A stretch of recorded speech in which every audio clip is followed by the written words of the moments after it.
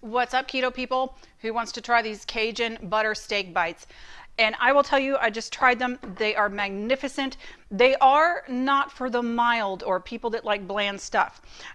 They are fairly spicy, so you can change the spice with cayenne pepper, with the cayenne pepper and the chili powder, just lessening them out. But there's spice all throughout it because it's like a Cajun steak with a butter sauce. You can have it with, like, I would even think like a horseradish, like mayo. Or even just by itself. It's so fantastic. Here's how to make it. What's up, keto people? So we're gonna go ahead and make these Cajun butter steak bites. Okay, so what I have in this particular bowl is 1 tablespoon of paprika, 1.5 teaspoons of salt. Obviously, you want to get your good pink Himalayan salt. 1.5 teaspoons of garlic powder, 1 teaspoon of onion powder, and that's what's in. Oh, and also what I did was I just did 1 teaspoon of the salt, but I put 1/2 teaspoon of the salt substitute because there's potassium in there. So to get your potassium in. So we're going to go ahead and put that in this bowl here because this is going to be the Cajun seasoning. Okay, so in this bowl here, which I didn't even stir, whoa, hiccup.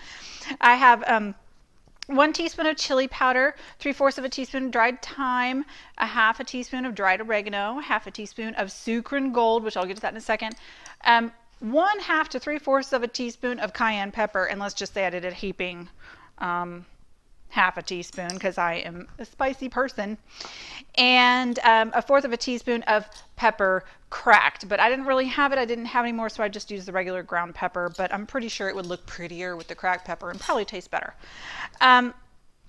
Okay, so when it comes to the Sukrin Gold, if you have not had this yet, get it. I will have a link below or in my description to get this. This is fantastic. If you have not seen my amazing cinnamon roll recipe, do it. I'll try to link it up here. If your phone doesn't have it, sorry.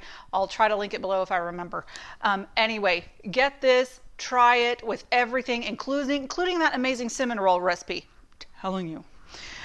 Anyway, so what I have here is, they said 23 ounces or 650 grams of steak. Now you can use New York strip, sirloin, tenderloin, ribeye, but I'll tell you, when I asked the butcher if they had any cut New York strip, they were like, not really. I mean, a whole lot of people request that. Anyway, so I just got a big sirloin and I cut it up, and they say into 2-inch cubes. And so we're going to go ahead and dump that in here, and then all I'm going to do is stir this up with some tongs, and I will come right back. Okay, guys, sorry for my hair back there. Okay, so this is a pretty hot skillet now. It's like medium to high heat. These steak bites are going to go in for about 2 to 4 minutes, depending upon how well done you want them. Pretty sure this might. Okay, and also she said to. By the way, did I mention that this is from cafedelights.com? And by the way, I didn't have as much meat as they had suggested, so I had a little leftover of the spices.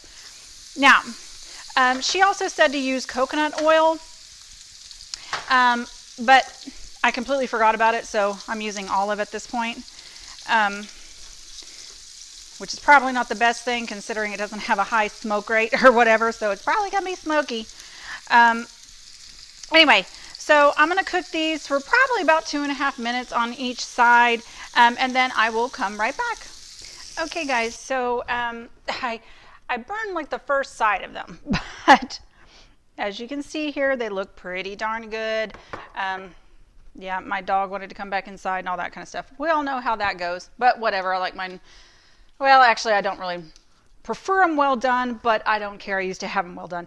Okay, so this is going to be 1/4 cup or 4 tablespoons of butter that we're just going to put. We're also going to be scraping up the bits. Now, I had to scrape off a lot of the black bits, but we're wanting brown bits, right? And then this is 4 cloves of garlic.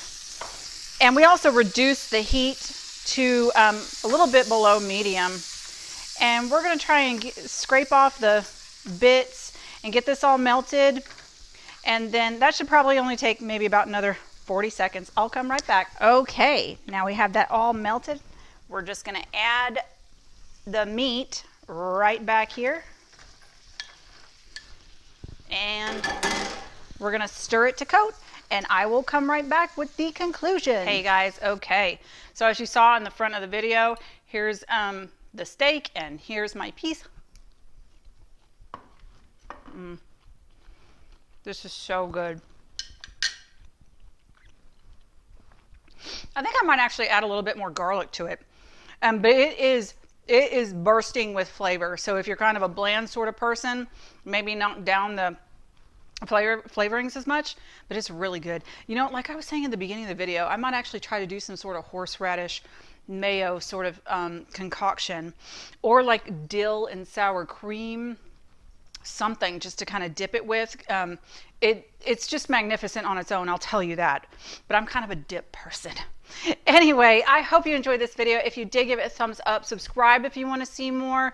And also hit that little bell under the subscribe, where the subscribe is. That'll let you know whenever new notifications on my videos are. And I will see you guys next time.